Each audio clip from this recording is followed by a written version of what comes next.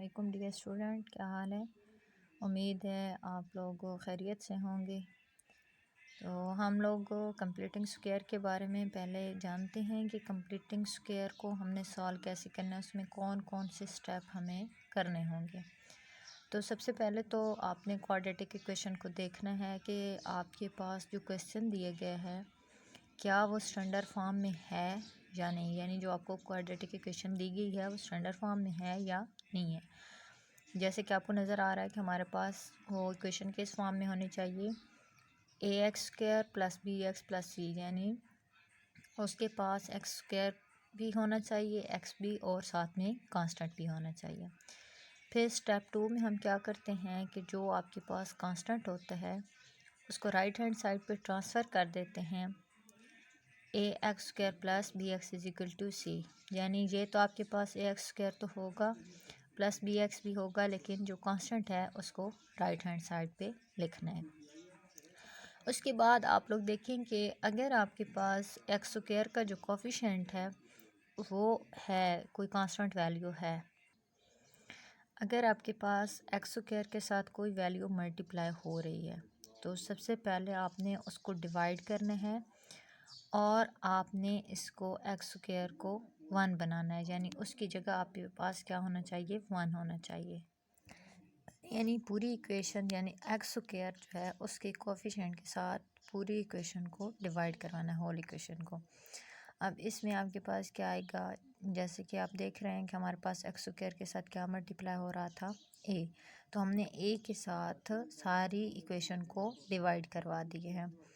A divide by X square plus B divide by A X और is equal to minus C divide by A. तो जो हमारी equation क्या बन गई, X square plus B A X is equal to minus C over A.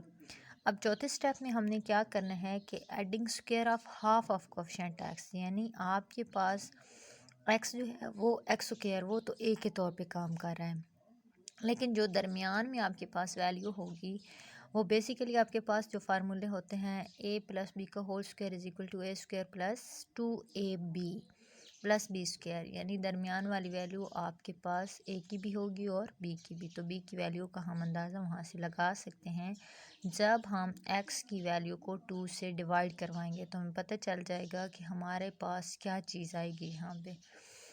अब आप देखें कि जब हमने इसको डिवाइड करवाया तो हमारे पास क्या बन रहा था, ए की जगह तो हमारे पास एक्स आ रहा था, लेकिन बी की जगह हमारे पास क्या आएगा, बी डिवाइड बाई 2a। क्यों, क्योंकि आप देखें तो हमारे पास जो एक्स का कोफिशिएंट है उसके साथ 2 नहीं है, अगर 2 होता तो हमारे पास जस्ट क्या आता, बी डिवाइड बाई ए।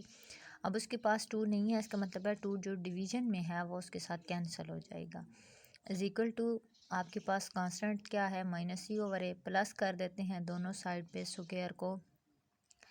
जब दोनों साइड पे एडिंग स्क्वायर करते हैं तो आपके पास क्या होगा कि एक साइड जो लेफ़्ट हैंड साइड है वो एक कंप्लीटिंग स्क्वायर बनेगी, और जब वो कंप्लीट स्क्वायर बनेगी तो फिर हम आगे उसको सिंप्लीफाई करेंगे। अब आप देखेंगे 5 स्टेप में हम उसको सिंप्लीफाई करते हैं, यानी हम कंप्लीटिंग स्क्वायर बना देते हैं। तो आपके पास पहली वैल्यू ए की और दूसरी जो वैल्यू है वो बी की लगानी है, लेकिन साइन वो वाला लगाना है जो एक्स कोफिशिएंट के साथ होगा। तो हमारे पास यहाँ पीछे आप लोग देख सकते हैं कि क्या दी हुई थी equation, X square plus B over A X plus B over 2a का होल स्क्वायर हमने ऐड किया था।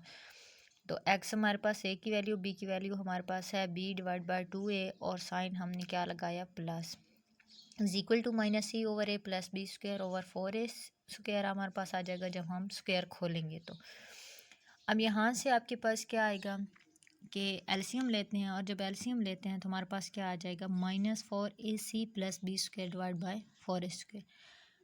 6 स्टेप में क्या करना है आप लोगों ने, taking square root on both side, दोनों साइड पे स्क्वायर रूट लेना है।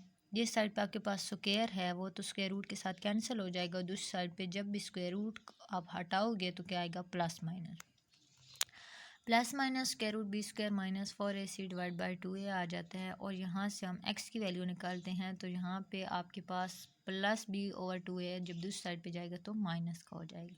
और यूँ अगर आप देखें तो ये हमारे पास एक न्यू फार्मूला बन गया है जिसको हम क्वाड्रेटिक फार्मूला कहते हैं। नेक्स्ट एक्सरसाइज में हम इसे यूज़ करेंगे।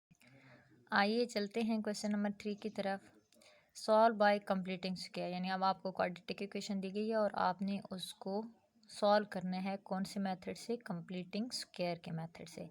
अगर हमारे पास ये शर्त ना रखी जाए तो फिर हमारे पास चॉइस होती है हम उसको फैक्टराइज करें, कंप्लीटिंग स्क्वायर लगाएं या क्वाड्रेटिक फार्मूला। लेकिन अगर आपको बाउंड कर दिया जाता है, क्वेश्चन में शर्त रख दी जाती है कि आपने इसको फलां मेथड से सॉल्व करना है, तो फिर आपने वही मेथड लगाना होता है।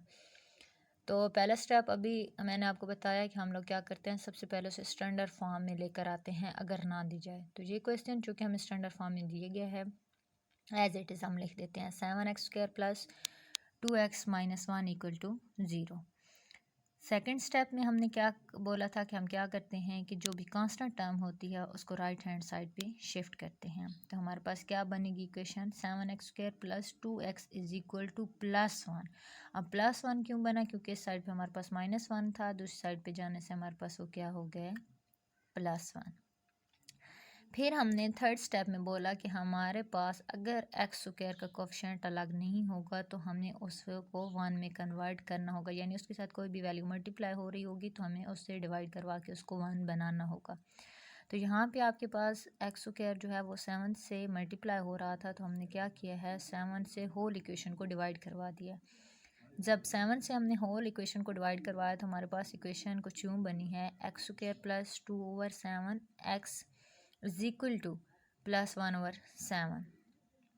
अब आप देख सकते हैं कि हमारे पास जो a है वो तो है हमारे पास x, b की जगह हम क्या लगाएंगे उसका अंदाज़ा हमने इस x के कोफिशिएंट को देख के लगाना है। तो जब हम इसको 2 से डिवाइड करवाएंगे इक्वेशन को तो हमारे पास क्या बचेगा, 2 से कैंसिल हो जाएगा तो हमारे पास जस्ट 1/7 बच रहा है। यानी हम लोगों ने इसके अंदर किस चीज़ का स्क्वायर को ऐड करना है, 1/7 के स्क्वायर को। तो आप जब दोनों साइड पे इसको ऐड करते हो तो क्या बनेगी इक्वेशन, x² प्लस 2। देखें हमारे पास फार्मूले का है, a की जगह हमने x लगाया, b की जगह हमने 1/7 लगा दिया, +1/7 का whole square is equal to +1/7 plus 1/7 का होल स्क्वायर। अब आप देखें कि ये हमारे पास a प्लस बी का होल स्क्वायर बन रहा है ना, क्योंकि आपके पास सारे साइन पॉजिटिव हैं। दूसरे ये कि इसमें a की वैल्यू भी है और b की वैल्यू भी है। तो अब सिंप्लीफाई हम करते हैं तो हमारे पास क्या आता है, x प्लस 1/7 का whole square is equal to 1/7 plus, और ये जब स्क्वायर खोलेंगे तो हमारे पास क्या आएगा, 1/49। अब x का प्लस 1/7 का whole square as it is रहने देते हैं और इज इक्वल टू एलसीएम लेते हैं 49। जब हम एलसीएम 49 और 7 दोनों कर लेंगे तो हमारे पास क्या आएगा, 49।